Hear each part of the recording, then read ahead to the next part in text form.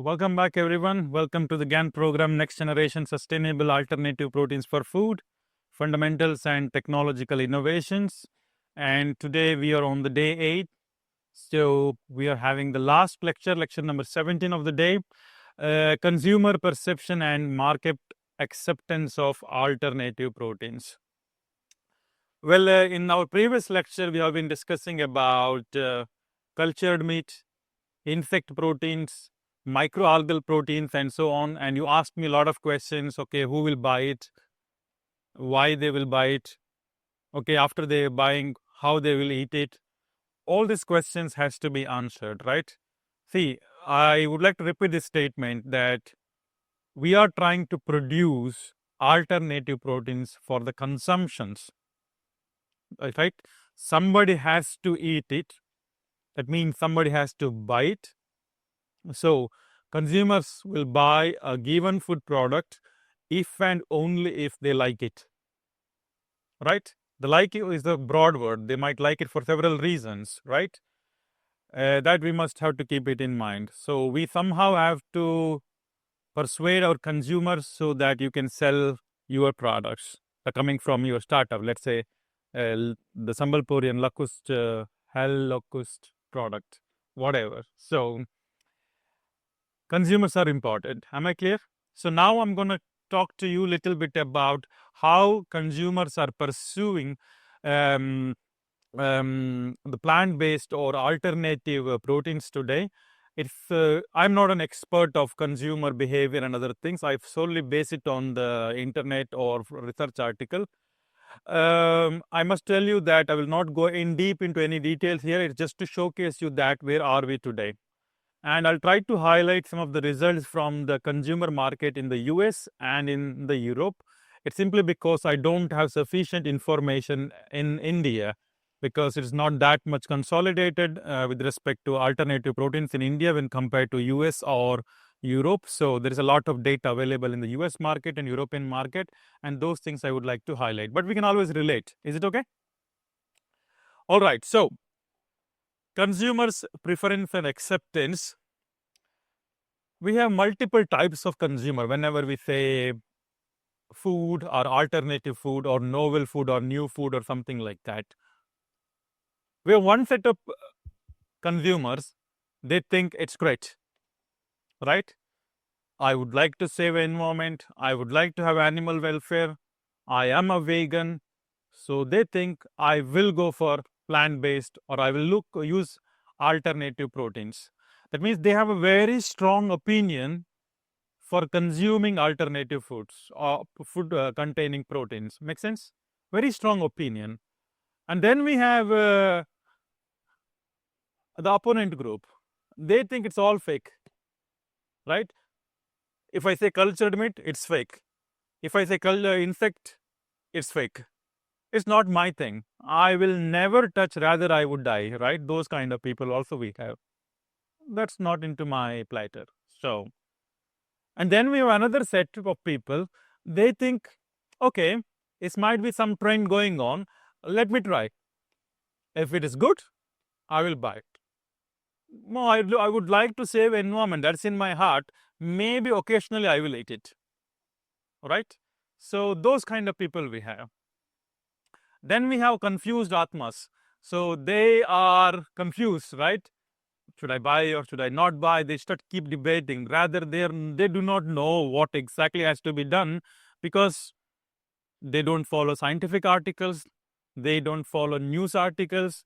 So they're confused. I'm not blaming them, right? It's not. I'm telling just there are a set of people. I tried to classify them. It's not a scientific classification. It's my personal classification. So we have these sets of people. I'm very sure you guys fall into one or other of this category. You can raise your hand if you doesn't belong to one or other category. I'm pretty sure most of us belong to one, or you don't have to raise which category you belong to. That's up to you. But that's how the situation is there at the moment. We do not have a situation saying everybody says it's great. Let's have plant-based. If there is no situation, everybody thinks it's fake. If everybody thinks it's fake, there is no market. But the market is increasing. Let's talk a little bit about consumer assumption. I'll tell you some good things about don't read this big table. Just to highlight here is that we know that most of the plant proteins or insect-based proteins or algal-based proteins are really rich in essential amino acid content. And when you say protein quantity, there's really high. We are way beyond, let's say, the regular vegetables or regular meat or something like that. The amount of protein we can get from them is really high. And we talked a lot about digestibility, bioavailability, and something, but they are comparable. They're not super bad, except gluten or something like that. They're not super bad, right? Imagine, let's say, casein has a digestibility score of 1. Soy had also 1.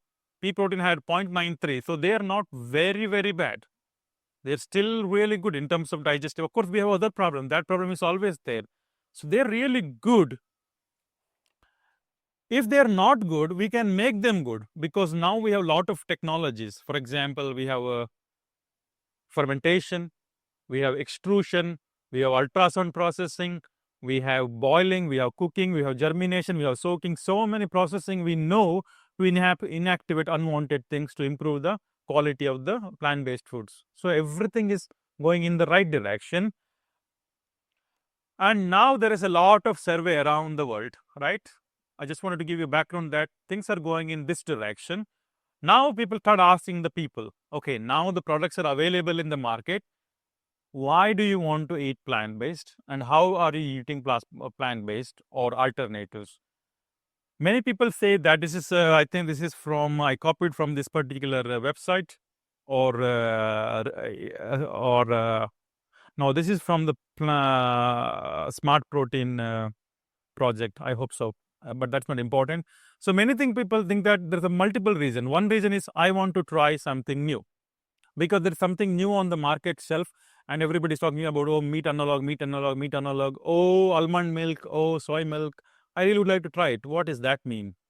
That's one of the motivation. The second motivation is I heard a lecture online and they said that plant-based are very healthy, and there were a guy making a lot of reels on plant-based meat, and I watched the reels because I am a big fan of that person. Now I think it's healthy. Of course, I did not read a scientific article, but I watch reels. So that's the reason why I eat. I like and trust the brand. Now the plant-based one is promoted by one of the best companies in the world. We have been historically buying products from that company. Now that company is selling plant-based. I believe in them. I'll buy. Oh, it might be looking delicious because they have a new texture. They have 3D printed down. It looks really delicious. Let me try. And these are the possible reasons why apparently consumers are buying. And when they make it a survey, please please note that I must mention it in the camera that I'm not very sure about these percentages, just to let you know it, because they are individual surveys. And I don't know how many participants are included in this kind of surveys, because that's the biggest challenges with consumer surveys. Sometimes the participants are 100, sometimes participants are 1,000. And even 100 and 1,000 does not represent the whole population, trust me. Because it's very difficult to bring people to make survey, because everyone is busy nowadays, right? Nobody wants to be on survey. So that's the reason why I don't completely trust all the surveys. However, they give you the generic trends that we can believe. And the consumer surveys are also part of our education. For example, at Department of Food Science and Food Science at the University of Copenhagen, we are into a lot of surveys. We know that how to do this systematically. But this is also part of research, just to let you know. It's not just fake thing. Am I clear? Okay, many people think is that the 48% consider that it's healthness, because they think plant-based vegetarianism is good, it's health. And 34% thinks that it's I don't have to kill animals, right? And 34% also think that Generation Z, that's what the director was telling, right? Let's follow the trend, right? Everybody, my friend is following, I'll follow. So the trend, so that is also one of the reason why people go for alternatives. Now, if you look into the market trend from GFI here, this is one of the really nice organization. I really trust the data from them because they're really good. They have the market value of about $8.1 billion, which is super high. Plant-based foods made up to 1.1% of total retail food and beverages. 1.1%, that means a lot, not a lot. Am I clear? The 90%, 99% is other things. So if there is a market, but we are not talking about 50%. We're not talking about 25%. 6 in 10 purchased plant-based. At least somebody tried. There is a trend going on. And 96% of households that bought plant-based meat and seafood in 24 also bought animal-based meat. That means that they're not becoming 100% vegan or vegetarian. They are trying, it's going in this direction, but it's not completely transforming the market. Am I clear? In the US. Now, if you come to US again, you can see that frequency of buying, 11% people buy every week, right? And 43% people never bought. So I'm showing the hard realities now. I spoke a lot about plant-based, but it's a growing market. It is not completely into the market or completely into the household. Okay, we still have to do a lot of things. Come to Europe. The European Union, this is the European Union flag, okay? Come to Europe here, the market is rising. Compared to 2008 quarters, if you come to 2020, I think it's around 49% increase in the rate. But the value, 3.6 billion euro is not a lot when you say food commodity. It's also maybe less than 1%, if I'm not wrong, when you compare it to other food. It's rising. It's nice to show the increase, 40% increase, wow, we are happy. But it's not completely transforming the food habit there. Am I clear? It's still a small portion of the whole animal-based world. I have no idea about India. But still, this is a nice project funded by the European Union, if I'm not wrong, called Smart Protein Project. And they did a lot of consumer survey, about 7,500 participants from different countries within the EU. And they have some fantastic data generated, and try to copy some of their slides here. And they say that 46% of consumers are eating less meat than a year ago. They're eating less, not zero, okay? 73% flexitarians are eating less meat than a year ago. Flexitarians are those who eat meat and other things together, vegetables and so on, like me, right? There is actually a trend going on to reduce at least meat consumption, but not to completely make them zero, okay? And this is about the European Union, how the individual countries are doing. I have where I live, Denmark, which is a very small country, eats beef 3 times per week, 13%, pork 3 times a week, 14%, chicken 20%, fish 14%. They have an intent to reduce the total. 51% people think that we would like to reduce. And actually Denmark and Italy is standing really well on that one. They have at least a mentality to reduce. Now we are still, if you look into the number here, they are actually eating around 15% of people consume on a weekly basis. Do you agree? How many of us can eat chicken 15% weekly basis? 15.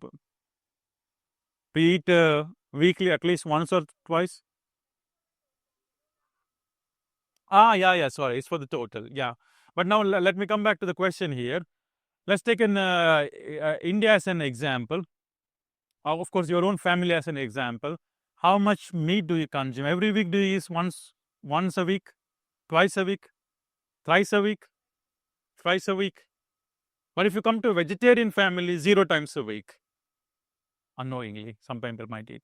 But do you agree? So, but if you look into my previous graph, I remember that the graph I showed with the meat and who is consuming more amount of meat, it's the North American people and then the Europeans, and then it comes to Asian. We are consuming, but we're consuming in a small portion, which is usually, especially on the Indian subcontinent, meat is usually not our source of protein.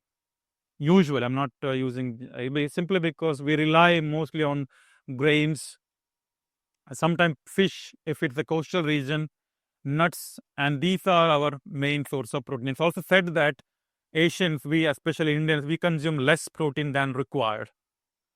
We need to consume around 60 to 70 grams of protein per day, but that is not we are eating, at least in Indian subcontinent. All right, so this is from from the same project, I think the question was that why they would like to buy plant-based, for example, right? And number one reason is taste. That's something priority, like then health, then fresh, then additive, cheap, and blah blah blah the other reasons, right? Taste is happen to be an important factor. That means if your plant-based meat analog, or if your plant-based protein, or if your insect-based protein, if it is not tasting good, you will not have a market. And if you look into the same project, I found this nice this one. Who is the which product people are majority consuming plant-based, and then comes to fungal-based mycoproteins, for example, and then algal-based, and then cultured, and last is insect-based. You can see that the market for the insect-based is still low compared to other things. I don't give a lot of explanation here because one slide is enough for you to understand what does it mean. So I don't teach you, I am telling you, please note that. I'm not teaching this class, I'm just telling you giving you the information. This is the question, where do you buy? And people think that, say that it's from the US, 53% they buy only in the retail shop supermarkets, and 25% supermarket plus household consumption. I don't know what does the symbol mean for, I must have read that one. And 16% only the food service, for example, restaurants and something like that. So majority would like to buy from the supermarket, cook and eat. Okay. And somebody was talking about social media, and they have a huge influence. The media has a huge influence on buying, tasting new things. We buy clothes, we buy other things based on social media at the moment, right? We see the trend in the social media and then we go for it. And 42% Facebook, and 25% YouTube, Instagram. I think it's from 2024. I forgot to put the reference here, but it's actually from this one, okay? From GFI again. This is Twitter alias X now. So Amazon, Google, Foodnet, CNN news channels, and these are the you can see still that the Facebook is leading, and that's where you see maybe reels and other things and get more information. So that, I mean, it's an important information I would like to say, because somebody wants to make startups here, you know where to advertise now, right? Advertising is very important. That will help consumer to understand your product and to buy at the end of the day, right? Many companies are also including their in their product portfolio plant-based. For example, McDonald's, they included Beyond Meat. I'm not very sure they're still doing it, because I heard somewhere there was something is going on. I'm not very sure. Still, I'm on the camera. I don't want to tell the facts, which I'm not 100% sure. But they tried using plant-based burger at some point. I'm not very sure still they're using. My growth is again the US Switzerland one, right? Like, yes, and they have a plant-based egg. Lindt is a very beautiful, very nice chocolate company. I really love their chocolates. And they launched oat milk based, because chocolate needs a lot of milk, right? Milk chocolate, and milk is not sustainable. And Lindt apparently tried to use plant-based. Now you know you don't have to use your ingredients just to make other products. You can also make nice chocolates out of them. Let's see, and what are the major drivers for producing alternatives. And also these are the challenges also. For example, one of the biggest driver is environment. I mentioned about my very first slide, very first day, greenhouse gas emission. That's the reason why we need to go for alternative. The second driver is that taste.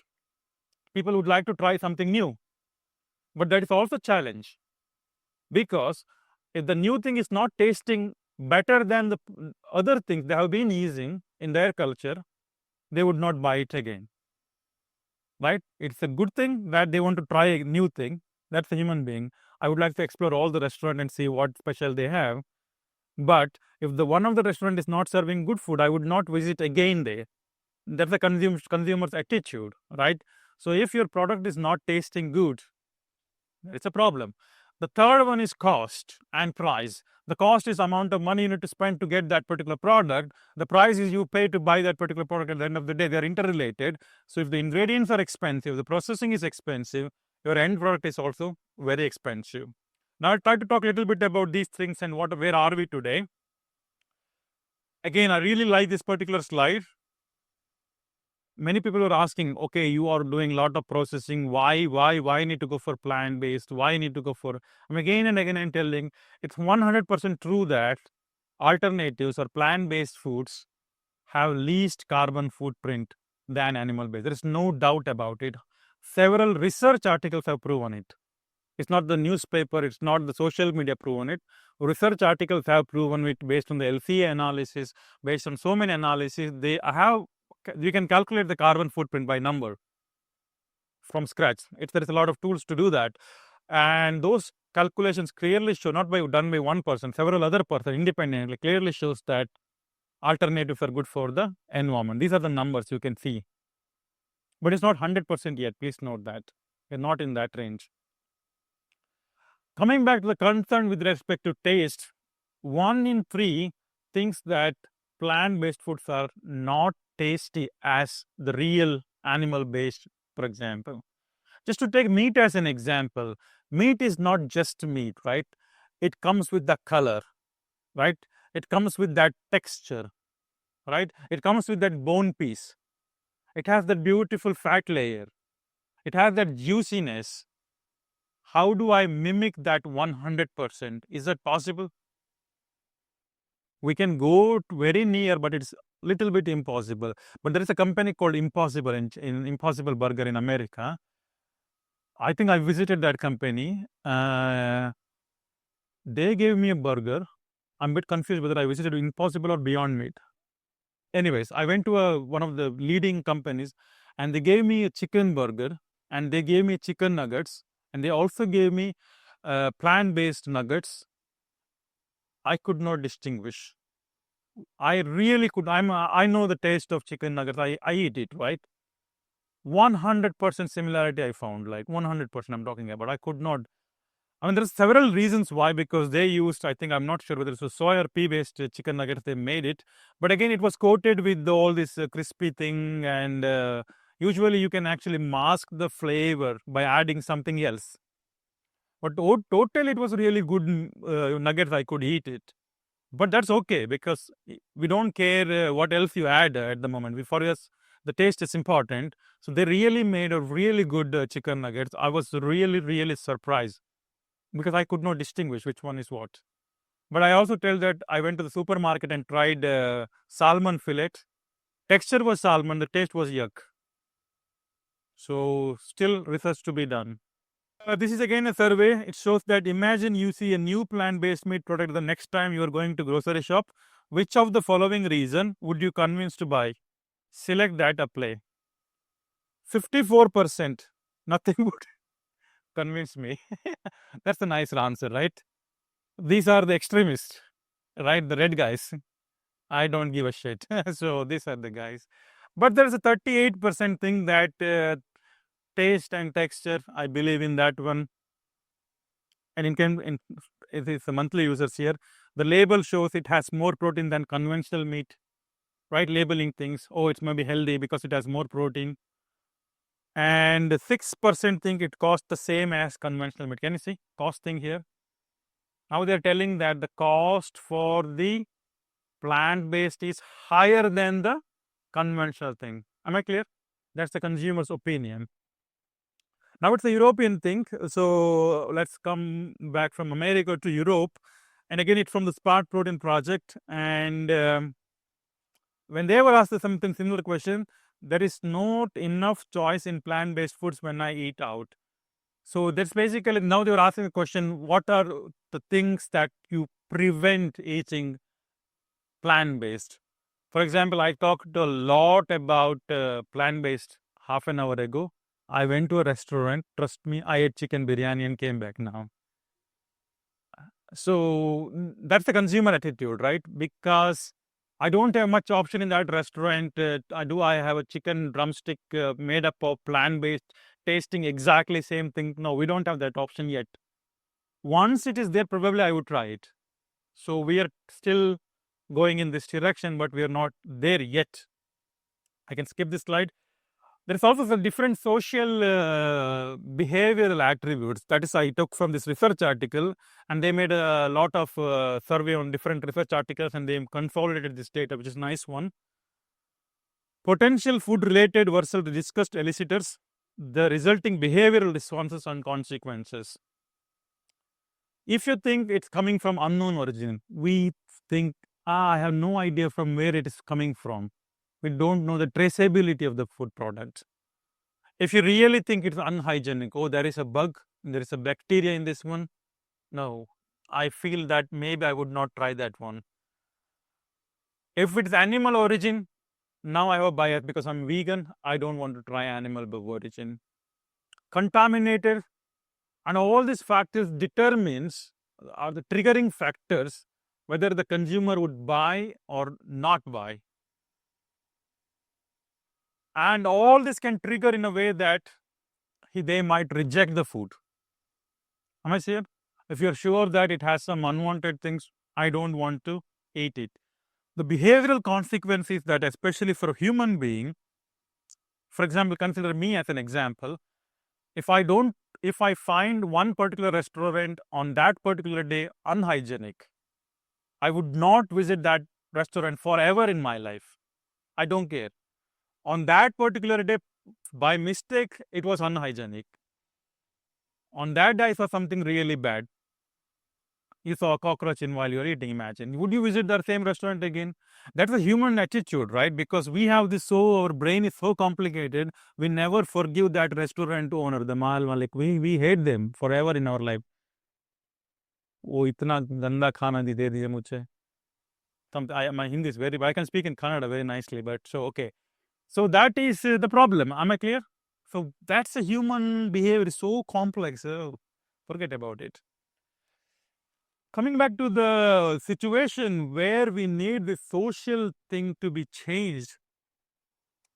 So now if I have a plant-based product, imagine, we don't have to work a lot to sell. Because consumers, historically, we have been eating plant-based, right? Plant-based alternative is a new word, but we have been eating plant-based since ancient time. Do you agree? It's not something new. We call it as fancy word alternatives. We call it as isolates and concentrates. Wheat flour were there maybe in ancient time, right? It's not something new. Now we call it dry fractionation, wet fractionation, or something like that. But they were always there. So, and fermentation is not a new thing. So when you use those things, probably people would directly, you don't have to convince people a lot. But when you come to a plant-based meat alternatives, then I say that I'll bring this soya chunk and I'll say it is chicken piece, right? I'll come up with the algal-based extruded product and I'll say now it tastes like a nugget. Then I have to convince. Oh, it tastes good. It is having good digestibility. Oh, it has having a more protein. Then I have to convince. But when you come to the cultured meat, we are in the high. It's very difficult to convince people, and more, and it's also important to know that it's not only about convincing thing.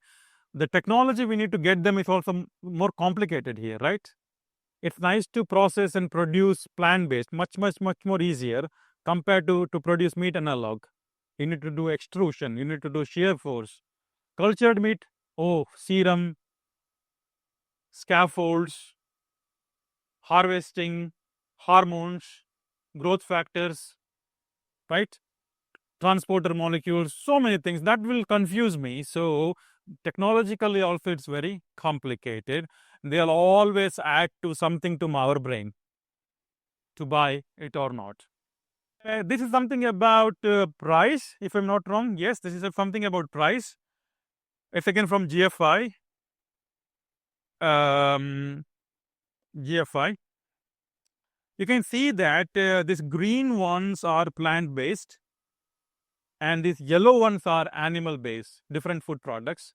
You can clearly see that plant-based are twice expensive than animal-based. Now, if I am poor, I don't have money in my pocket, I have a plant-based, I have an animal-based, right? Which one will you buy? But I want to save environment. Still animal-based, right? Am I clear? Oh, plant-based is little bit tasting better. Still animal-based, right? Because when you don't have money, then other things doesn't matter. That's a human perception, right? I somehow wants to fill my stomach and then I'll think about my environment. That's how human beings are built, right? That's how you are built, I am built, right? If I'm hungry, I don't talk about the environment. If I'm hungry, I just want my food, and then I'll talk about the environment. Am I clear? So this is where we are now at the moment, but it's very clear that the price is reducing rapidly. For example, as I said, IKEA has a goal that they would like to make everything plant-based, and they're actually giving it in a very a small amount of price in their restaurants. For example, plant-based meatballs they sell. So there are many companies are towards reducing the price. Coming to begin the price, cultured meat is still more expensive. I copied this statement exactly as it is from this paper. You can see that the cost of cultured meat is around 66.4 kilograms to 2200 kilogram, and chicken is costing around $5 or $10. So 10-fold to 22-fold higher price. Only the rich people can buy it.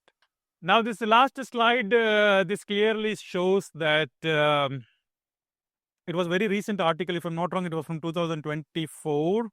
And they did a lot of analysis and they clearly make this highlight. Beyond the buzz, insect-based foods are unlikely to significantly reduce meat consumption. They give a reason for this one. Processing is involved, expensive, consumers don't like it, and so on and so. We are going, but not in the rate we are expecting. But one thing can promote people, money again, you give them offer, right? That we always love. You go to a cloth shop, buy two, get one free. We will buy it. 50% Diwali discount, we will buy it. And that's a consumer attraction. So you give discount on plant-based, consumers might buy it. That is the way to attract. There you have to change the policies because the local supermarket has to change the policy, the government has to change the policy, they need to cut down the tax for the food. And if you do all these policy changes, perhaps you can reduce the price. And then this is another article I read recently. Very nice survey. They clearly say that do we always need to mimic something? Why we are racing to mimic meat analog to meat? Why should we have that? Why can't we create something really new? Right? Has a different texture, different taste. Okay, but it's edible. Why should I try to mimic somebody, right? Why can't I be unique? But the problem with human being is that we have been eating the same thing for the last 100 years. Our tongue, our eyes, our hands, they are addicted to that one. It's very difficult to change. But that's where the attitude has to be changed to buy and to consume more plant-based or more alternatives. I think that brings to the end of my today's lecture. To summarize, plant-based market is increasing, but it's still a fraction, a small portion of the entire food system. Only small portion. Many people are trying, many people are buying, but not extensively. Right? People think health is most important. People think environmental is most important.